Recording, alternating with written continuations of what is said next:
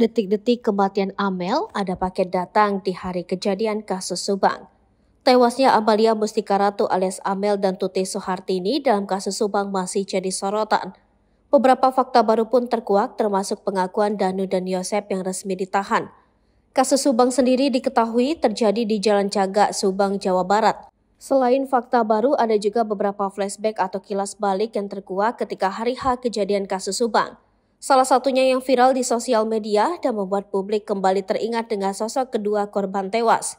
Tuti Soehartini dan Amalia Mustika Ratu disebut memiliki kepribadian yang baik. Keduanya dikenal sebagai sosok yang ramah kepada setiap orang. Warganet banyak kembali menyorot tanda-tanda janggal sebelum kejadian kasus Subang, di mana Amalia Mustika Ratu tewas dalam kondisi mengenaskan.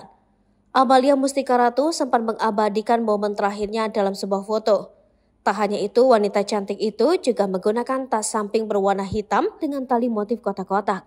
Foto terakhir sebelum kejadian tulis akun tersebut. Sementara itu bertepatan dengan tewasnya Amalia Mustika Ratu, sebuah paket dari jasa pengiriman pun tiba di rumahnya.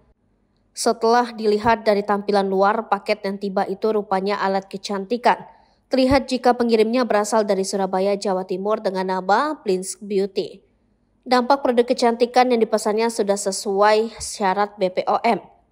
Paketnya datang pas hari kejadian di mana almarhum Amel ditemukan sudah tak bernyawa, tulis akun TikTok tersebut.